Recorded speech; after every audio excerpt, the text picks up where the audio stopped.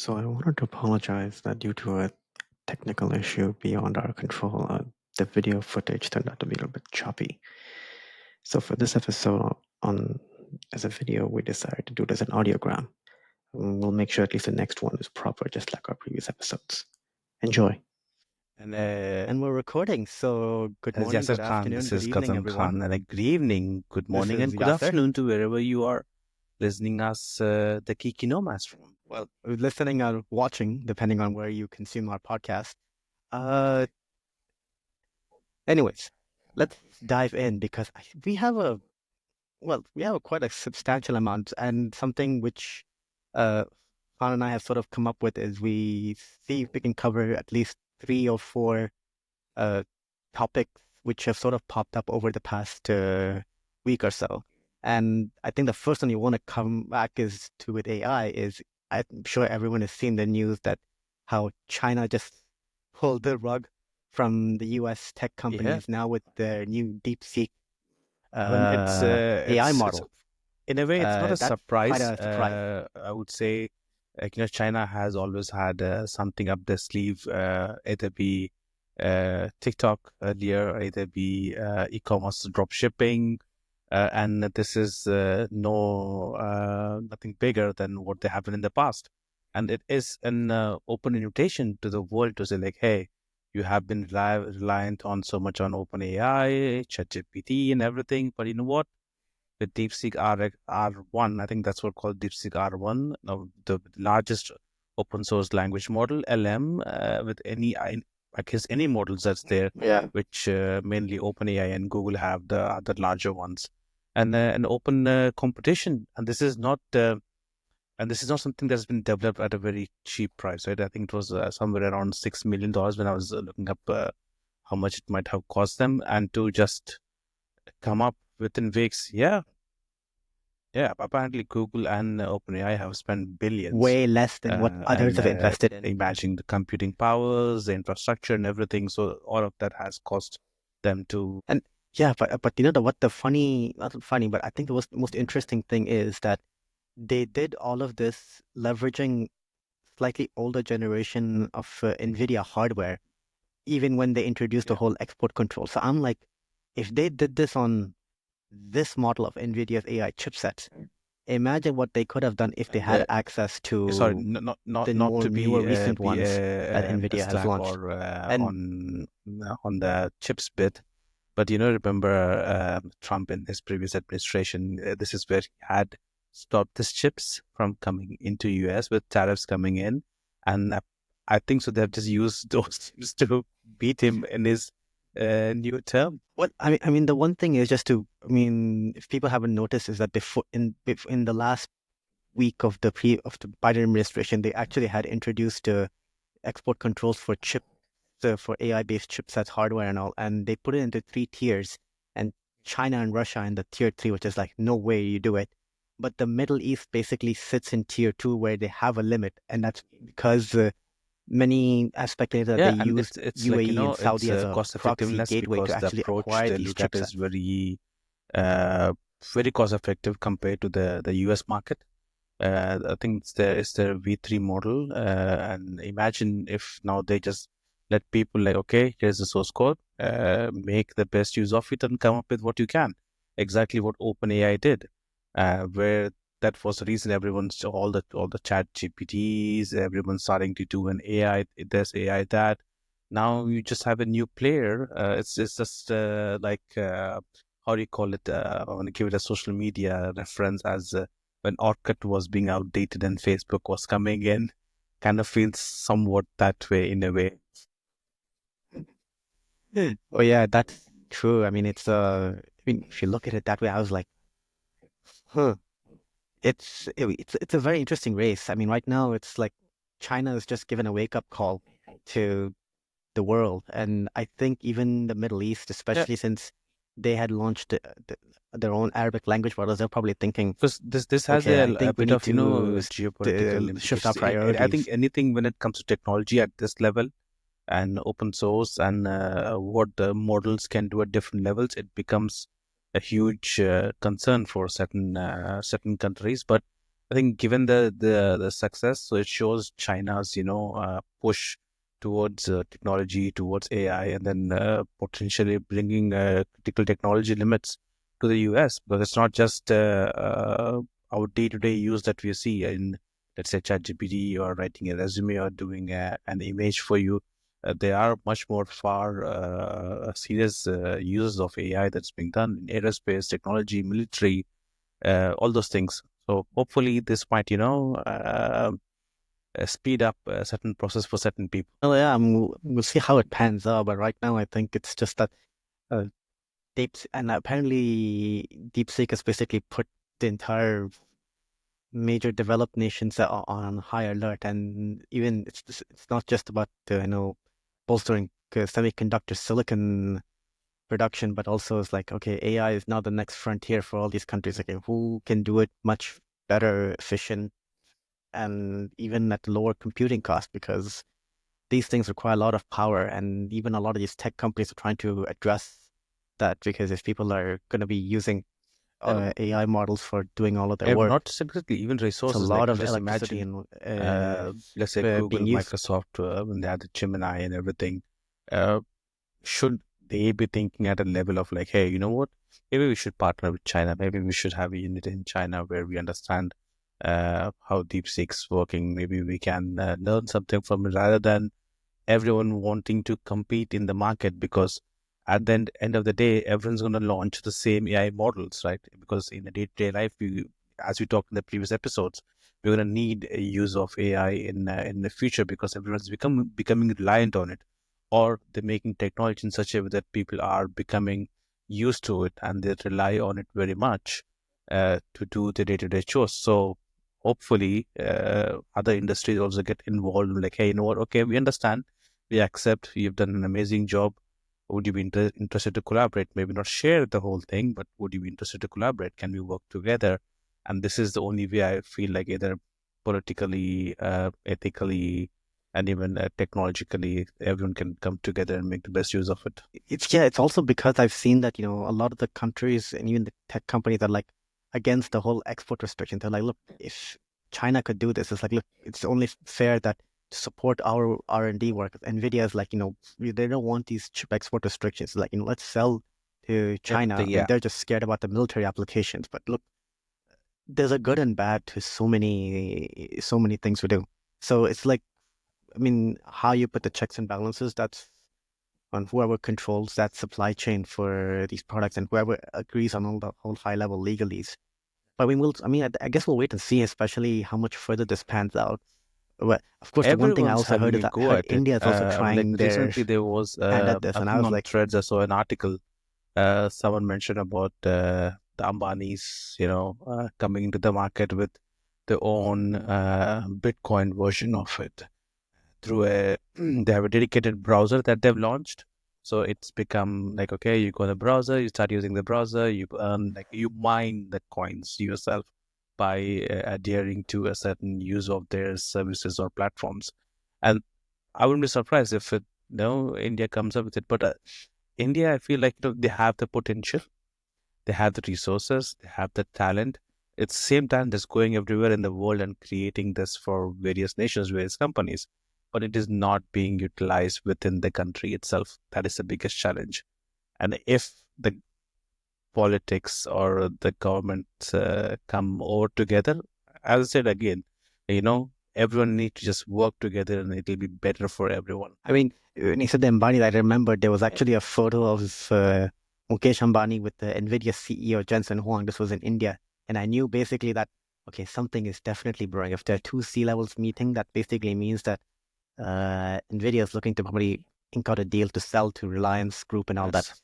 Yeah. Another thing also is that India is actually in the same restricted group with the Middle East summit. So I'm like, oh, okay.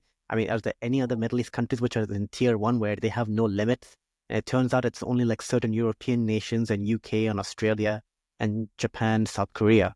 So I guess we'll wait and see, especially, right now as uh, silicon Oh, production yeah. in That I mean, one. we'll dive a bit more on this in another related topic.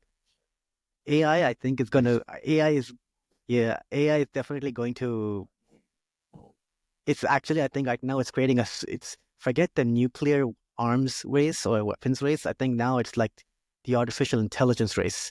Who Yeah, they do. can really They do. capitalize it better to further their economy? I mean, come on, the UAE has a minister for AI.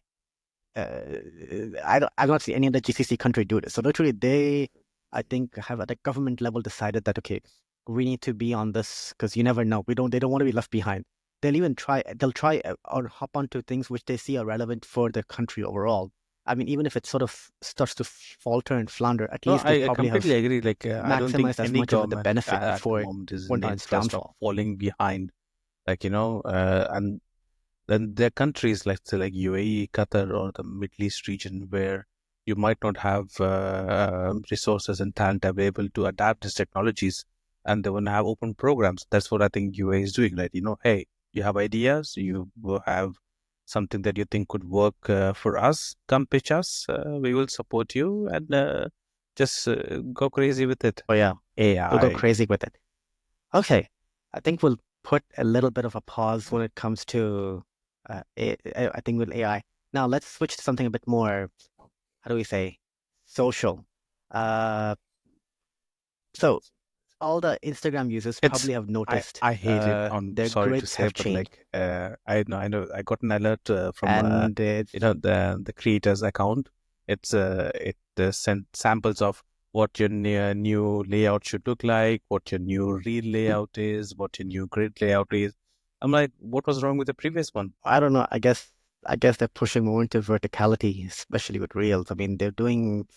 I mean, what are we looking at right now? It's like anyone who used to use the grid for uh, creating their overall picture, so that if people go to their profile and see it, now it's like all ruined. So if anyone's put that effort into it, now they're going to see a bunch of bars just filling up the scaled areas. So I was like, well, this was going. I mean, people have heard whispers about this for a while, but they just rolled it out without any early announcement.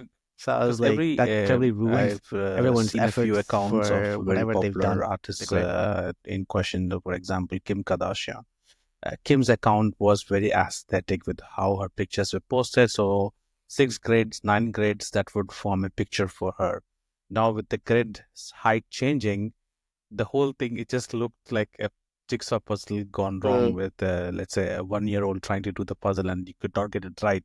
And the marketing team had to delete all those accounts, all those, posts, because you cannot you can resize, you can go hold the picture, you can resize, but then this is not done on the profile itself. Right? You do it in Photoshop, you prepare, you plan in advance how it's going to go out, and you post it.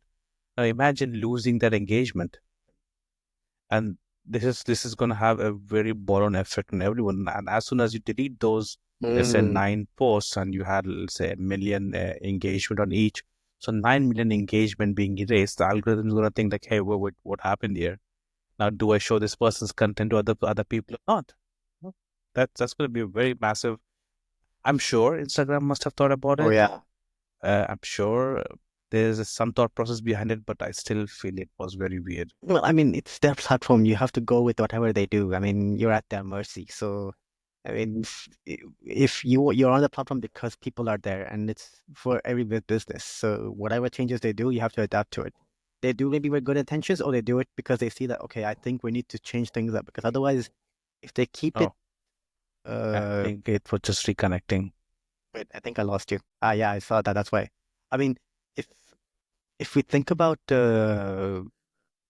because them as a platform, they're doing this. I mean, they can't. They need to keep things fresh and relevant as trends change.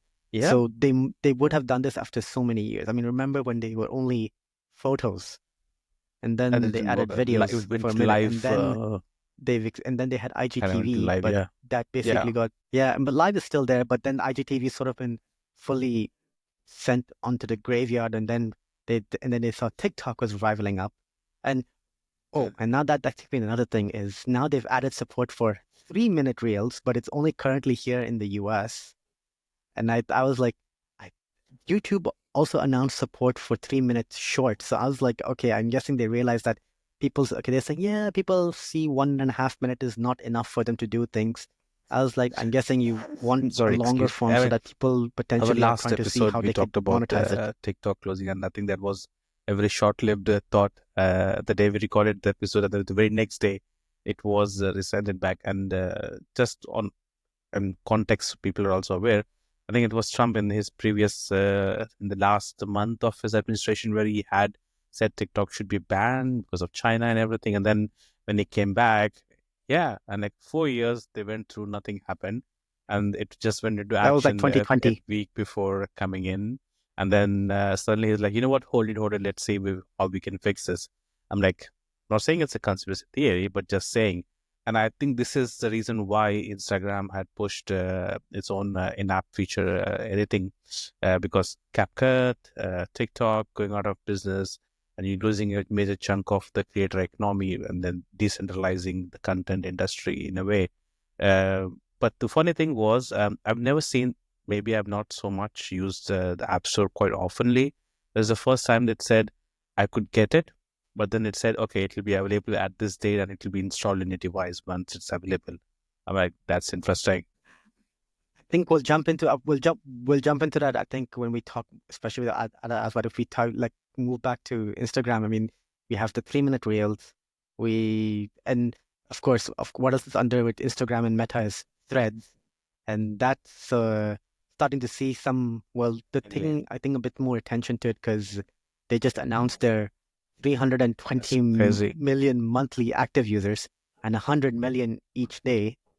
So I was like, well, yeah, I mean, now after I remember, I think when they couldn't come to the EU and the Middle East was still part of its rollout and doing it, it will be good to see how many are actually from the MENA region.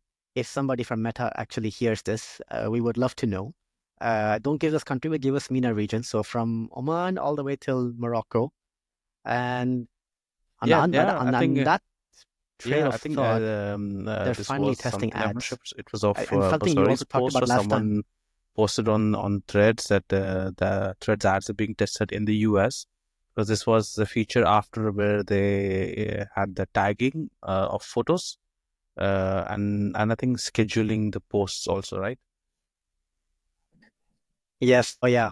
So they've launched a lot of that. So literally now everyone is like, I want to schedule stuff, and also that's Single finally post, there. yeah. And even expanding more on the post insight data. So at least that's still being expanded out. So now at least you can see. Otherwise, when you go into analytics, which is available everywhere, including the MENA region, you'll see your followers, the gender split, the country. But now you just want to say, okay, I want to see how each post does. Who wouldn't want that? I mean, anyone in the marketing side would definitely want to see how this thread post does on the platform, so that they see what works and what doesn't work. And I think they'll just slowly build upon that. Well, we'll see how and how much how it really contributes, but I'm hoping they'll also add the option for people to export that data so that they can go show their management is like, this is what's been doing when great. it started, because the algorithm is amazing in my opinion. Like if I'm liking certain things, then slowly over a few days I start to see the same threads on the topics. If I'm following certain hashtag, which is now gone and it's not there anymore, I could see the same threads. Or if I'm not communicating with or interacting with certain type of accounts, then in a couple of days, those thread accounts start showing up on my feed.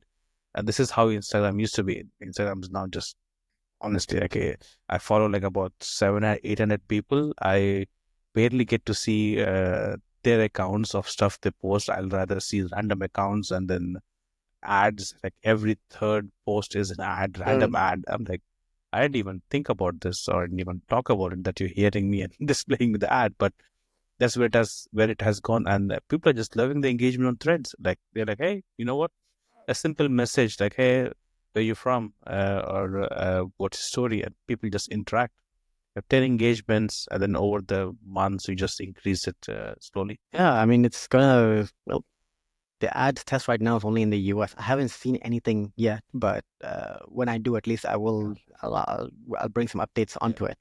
But from what they've shown is that it looks like as if it's like how they do it on Facebook. Especially you put a link, nice being a preview, but we'll wait and see how it looks, because I guess once they are fully set and ready with it, next thing you know is all the business and brands will be like, yep, in the Meta Ads Manager, this is one thing put threads as a surface placement. Also, on top of that, what would be the long-term strategy for threads?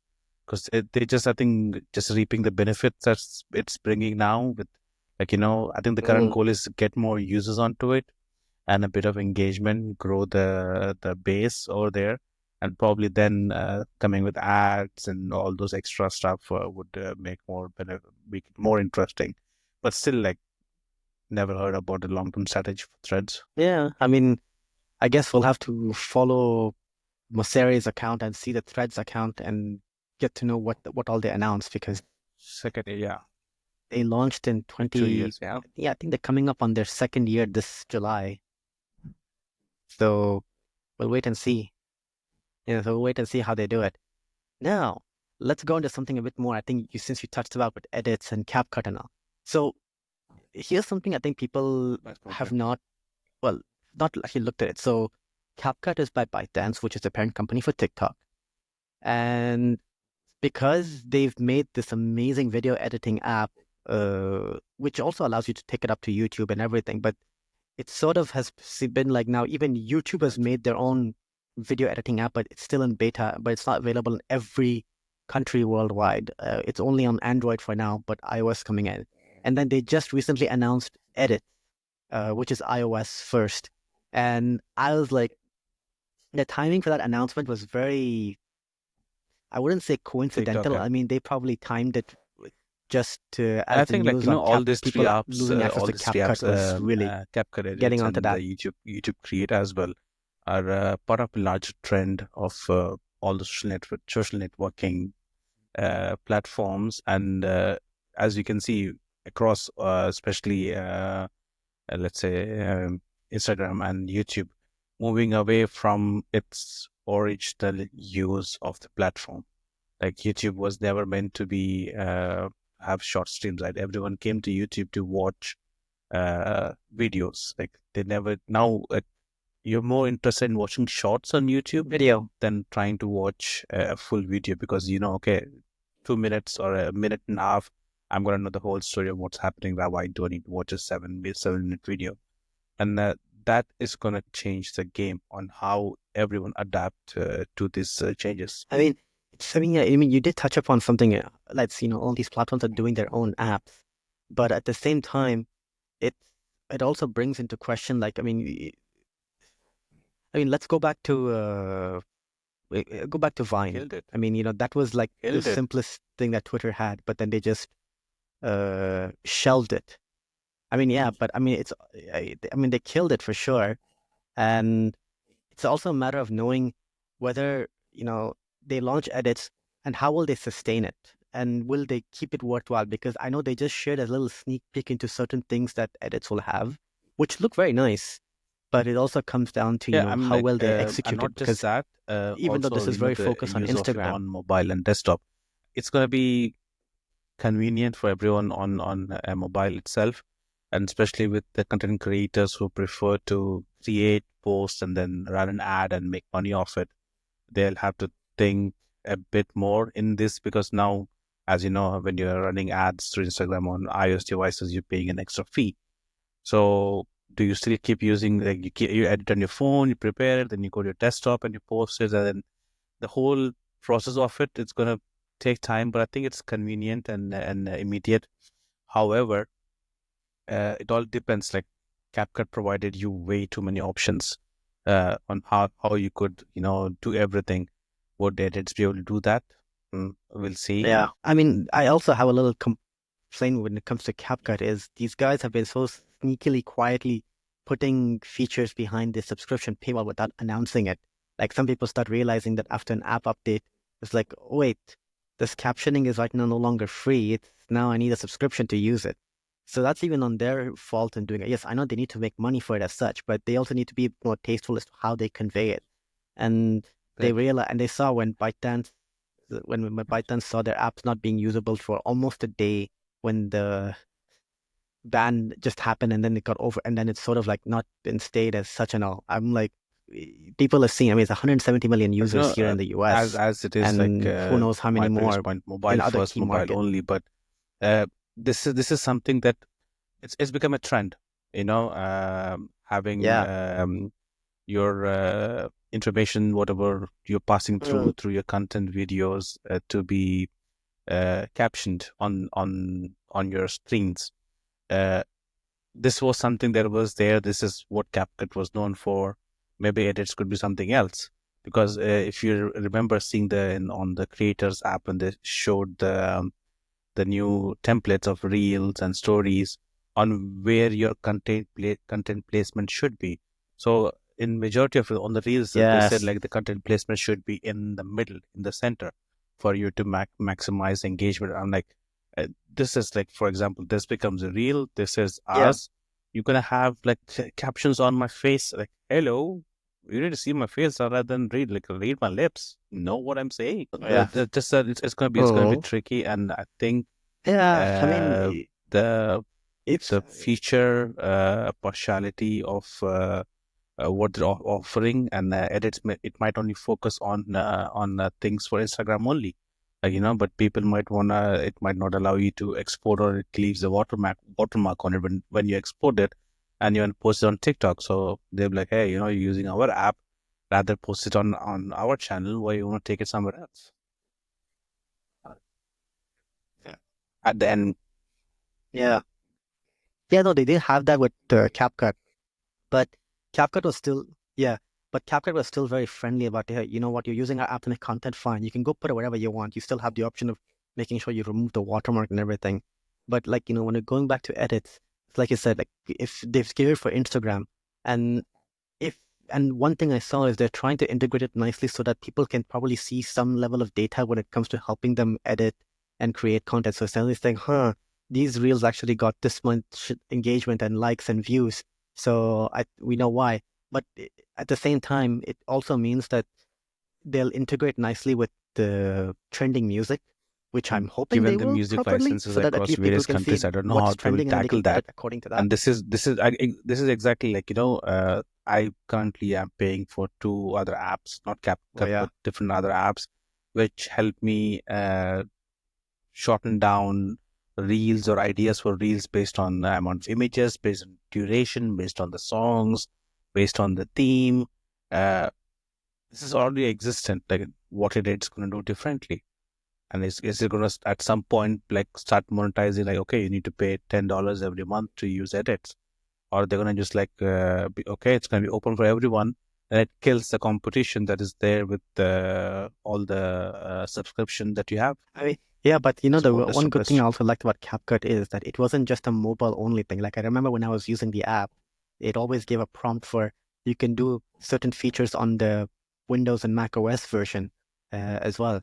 And because at least you have more room to do other fancier edits. And I've done a good amount of stuff edited on CapCut on my MacBook Pro, which I was like, mobile, I was a bit more restricted because of the space, but at least on desktop, it's like, I can see, and even some of the effects render even better onto it. So I'm hoping maybe that Meta decides that edits, I think, will become a universal app so that anyone who has a Mac, because I mean they're looking for iOS, and it's just easy enough for them, like to say, okay, we Yeah, can enable this to run and on people who have hopefully, like, MacBooks so that as they soon can as it's scale it out, up even we'll better. have everyone talking about it for sure. Everyone like, oh yeah, this is what it is doing. This is what it's doing. But like, how practical it will be, we'll wait and see. Oh yeah. So social media video editing apps and tailored. And the next one, I think we Edit, just, since you edit. touched upon it early when it comes to whole Oh, silicon. So I don't know if you saw the news, but Lenovo. So Lenovo was like now gonna make a manufacturing facility for PCs and and servers this is in Saudi so. Arabia, This which is firstly, slated to go online next of year. the Middle I East region. mean, We've been talking about this a lot in our previous episodes of how the region is upping its investments in technology, the resources, the infrastructure, and this is just going to help build the next 5, 10, 15 years, 20 years, or what's to come. And this is not like this is not the very first thing that we hear oh at a yeah, bigger level. I think it was 2021 when Qatar Free Zones Authority (QFZA) they announced planned laptop manufacturing facility. I don't know if it actually went through. They're still in talk, but there was also like thing, and which I believe on top of which Saudi is building on. It's a $2 billion investment. $2 billion. That's pretty big. and it's Lenovo, which is one of the top three, computer manufacturers. I mean, they're in the same group with Dell and HP. And the fact is that they're doing this in Saudi, and I was like, Wow. So it it makes it easy because I know Saudi's been trying to bolster getting into manufacturing of the electronics and semiconductors as such. But this is like when they get this up and running, I'll be like, Saudi, you flip it around, you see made in Saudi Big Arabia. time. And That'll this is, like blow up as you people's eyes, highlighted, especially in the silicon region when being they see it. on the topic of silicon, Saudi discovered a huge resource of lithium in Saudi Arabia itself. And with the recent discovery, it's just a crucial component in batteries, in highly sought after, all age of electronics, chips, etc., etc.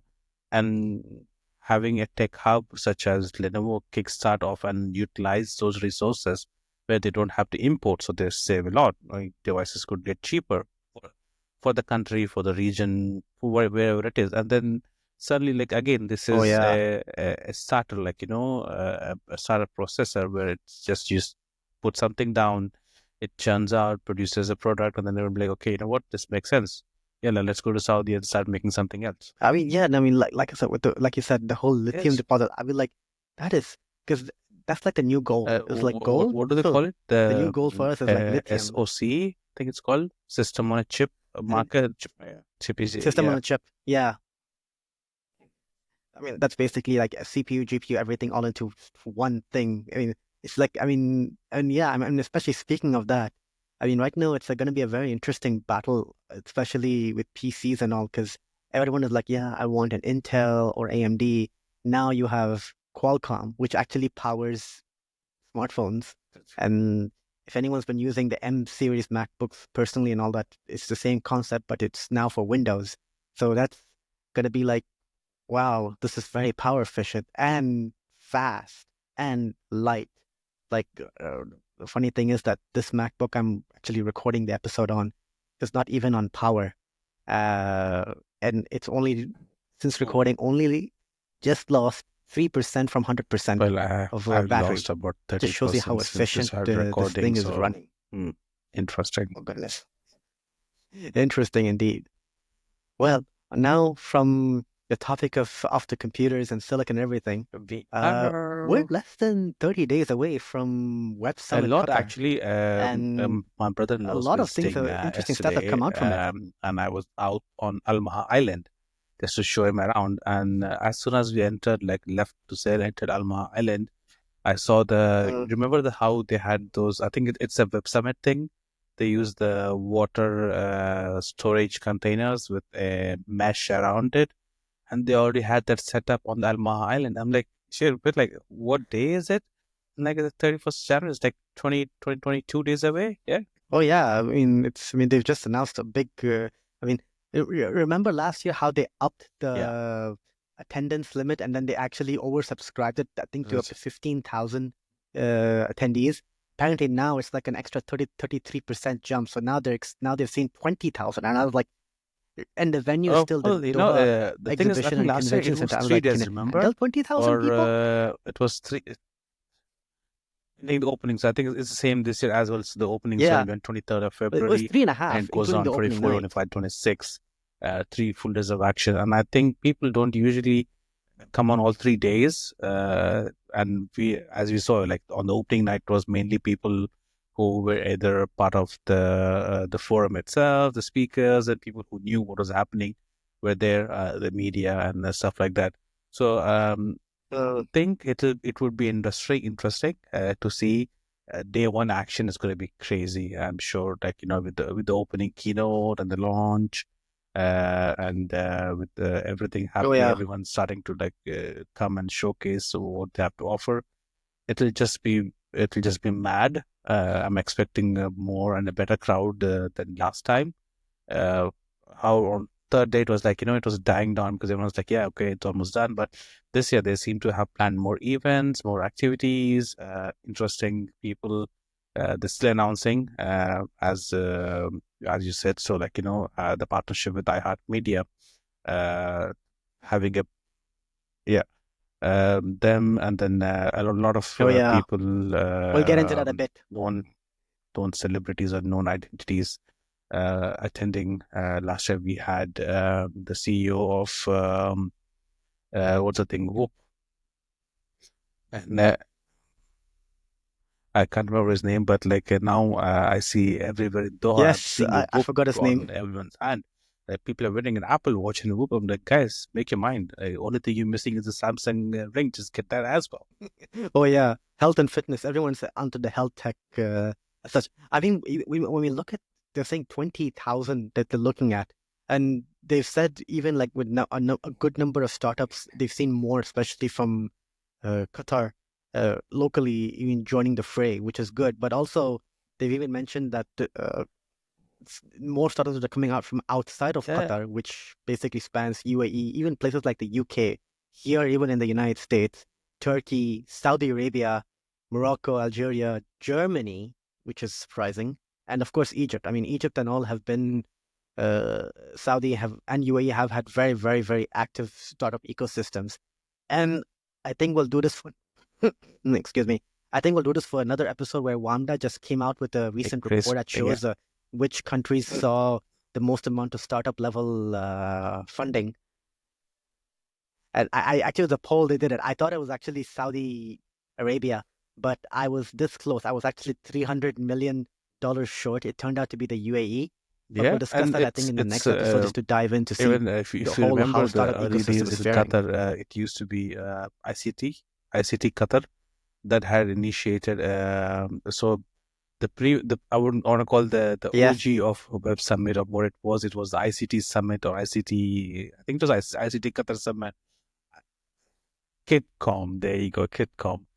That kind of like, KitCom. It was I called. It was called remember KitCom. presenting a lot of ideas during those Yeah. days, going through the whole sessions, trying to get people on board, people to get investments, and it has just expanded widely now with the weekly pitches that are done at QFT. I think the Qatar first or Qatar Financial Division bank that does it, and it's an open source for people who have anything or Yeah. everything just to go pitch it. And I think that's what UAE is doing. Like, hey, why waste the resources or the tax money, whatever the country is generating, into something else, or I don't want to call it generational wealth, but in a way, uh, political wealth or country wealth, but into something more knowledge, into technology, into development that might make way for future. Yeah. And especially now, speaking about something you mentioned, so iHeartMedia, which I mean, because we're a podcast, so this is quite relevant, is iHeartMedia has basically now announced and partnered up with the Web Summit Qatar team, and they're basically setting up a podcast studio theater at the venue itself. And I think this is also the Yeah, first that time makes they're sense. doing something internationally, because iHeartMedia is very well known here in the US. I mean, they're like an online radio station and even a podcast distribution system as well. But as it also sets a big question is that I feel there's a big announcement they'll make at West I Summit mean, where they it could actually be are like going as we saw international, last and year, it probably the was Middle East will be their announcements very on first Snapchat market. and Twitter and even Meta to a certain extent bring certain things to the region or to Qatar itself. And everyone's utilizing the opportunity to being at Web Summit. It's not just the people attending; they're also grabbing the attention of every other, even a smallest investment opportunity that they could have. For example, like they could easily sign up with a couple of real estate people to have studios across town. Where now that there's a growing industry of podcasts in the region, in Qatar, in UAE, in Saudi, they'll be like, hey, you know what? Here's a subscription. I'm not sure if you remember SurfCorp. They give you offices on rent, so you could have studio subscription. Like, hey, okay, you can Yeah, record 3 sessions a month, pay $100, yeah, and it's all yours. And we'll have equipment set up and everything. Just come use, record, and go. So they are taking away the stress of logistics from us as creators to create content, to create podcasts, to create voice, video versions, and then just giving us the tools to do it. All you have to do is just come and talk. I mean, I'm guessing that this is quite strategic, because I think they realized that, okay, I think this ties in with the news that with when we talked in the last episode about the UAE's new Creator HQ, and they're like, okay, we need something big and something to incentivize things. And I think they tapped nicely into the whole podcast angle. But it'll be interesting, especially to see, how iHeartMedia does this because they have a lot of prominent podcasts hosted, and even some of them are actually speaking at Web Summit, like Malcolm Gladwell and Jay Shetty. So even they have their own podcasts on the iHeartMedia network. So it'll be good to see. And I know they're doing some master classes or workshop sessions and everything as such. So it'll be very interesting to see how that pans out. And I think it'll also be a way for them to see to taste out the market and the region. That if they base something in Qatar for the MENA region, I mean, if they do, I would not be surprised if they do announce that they're going global and international, and they say iHeartMedia Middle Makes East sense. is set up in Qatar Yeah, in I'm like the media city Qatar that's the goal, with right? Dow Jones That's the and goal Euronews. for them. I mean, Who was the person we talked to at Web Summit last year? What was his name? The one we did the interview. He's got remind me, I might be able to remember the name. media Give me company. details. Was him. Wait, I'm trying to remember. Going through the days. I'm trying to remember because that was Trying to because I no, it usually wasn't get Francisco his from Talabat. Neil No, Patel, it was Neil Patel. Yeah, so like, when he came, he also didn't have an understanding of the market or what's happening. I'm not comparing Neil Patel to Jay Shetty in a way. They're completely two different entities and how and what media presence they have. But this could be, they might not have exposed. I've never heard about Jay Shetty being in Qatar. Like everyone loves him around here. They absorb his content. Yeah, he's come to Dubai a lot, but never to Qatar. So this could be an opportunity for people He's come to to also Dubai. like, hey, you know what? Yeah, let's partner. Like I wouldn't be surprised if Snonu jumps or Tarabat jumps to it and like we're gonna do something around food and industry and e-commerce. Like definitely, why not? Oh yeah, I wouldn't be surprised about it. Well, I guess we'll wait and see because as more and more news trickles out, 22 days. especially Today is because it's less 1st of than February here, so yeah. 28. I'm losing count. I mean, 22 days. 20. So basically, yeah, less than 22 days and counting for website. Yeah, well, yes, and it's 1st of February exactly. But yeah, that's actually, well, I guess we'll wait and see. I'm going to keep my eyes and ears open to see how much iHeartMedia is probably going to make their first international foray. And with that, I think that brings us to the end season 2, this episode. 2. A quick recap was what's happened in the region. Yeah, I mean, what's relevant to the region as well and what's going to come there, such. And for those of our listeners and viewers who watch us, thank you. What we're also trying to do right now is we're trying to leave a poll, like especially if you're on Spotify, we have the option of leaving a poll on the episode itself. So please do respond because it helps us drive a lot of discussions and to understand how people view certain topics, themes when they're in the MENA region. Because we actually, and I think Khan will also agree on this, is that we have a plan for a future episode where we want to tap into LinkedIn. I'm all like when you sent me that behaviors those details, I was in the like, MENA region. I've been thinking. I actually have a draft on my LinkedIn posts or LinkedIn articles that I've written, kept it. I'm a bit skeptical. Like, should I not be? Because the dilemma is that how LinkedIn is perceived, how communication and networking is perceived in the region is way different than what it is seen in the rest of the world. And it goes by, etiquette or even being how ethically open you want to be. Like just a hint of it, like you send a request, you just want to network with person. The next thing you see in your inbox is like, hey, I have this amazing product we want to offer you. I'm like, okay, this is just an introduction to what we might catch up with in the next episode.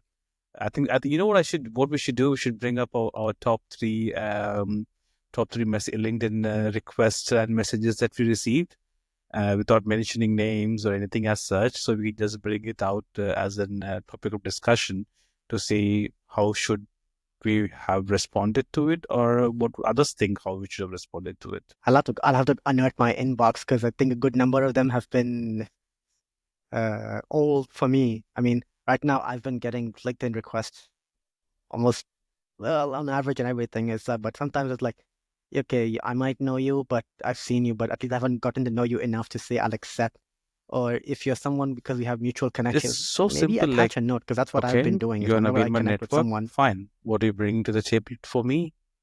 I know what I'm bringing. I know exactly why you want to try to connect with me.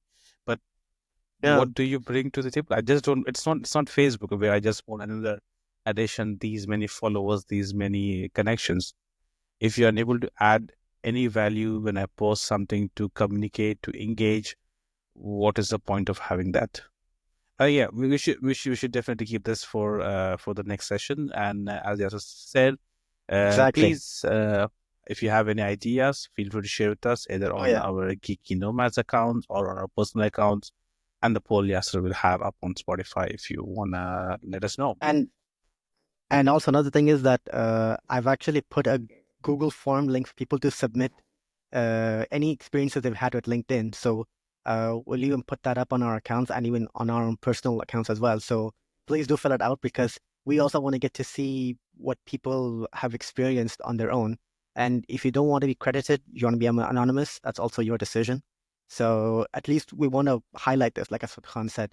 Uh, as much as we talk about this casually and nobody puts it out there officially, but I think at the same time it's also good we address it because it just creates so many other problems, especially in the Middle East region, and it also Big time. affects And that's professional how it all credibility and makes a standing difference. of individuals And I think with like us. that, thank you everyone for tuning from wherever you are across the world. I wish you a pleasant week ahead. That's for the region that I am in, and a pleasant weekend for where Yasser is. Yeah, it's a Saturday for me, so it's tomorrow. Right now it's like almost bedtime for Khan, and it's my mid-afternoon here. I don't care about both of you. Where's the Because kid? I I was also like, have a fine, nephew. We we'll can just put we'll consider it, but these two I have to kids care up for and him like as such. you guys check it out with the episodes of yours. Toys, candies, French fries, pizza. Oh yeah. Anyways, and with that, thank you for listening and watching. And like as Khan has reiterated, please do drop in with your topics. We'll also have the form link for LinkedIn etiquette posted as well. It's actually out on my LinkedIn profile. I posted it on Friday. So if you go search for me, you'll actually Thank you see it. and goodbye. And stay tuned for our next episode. And goodbye to you.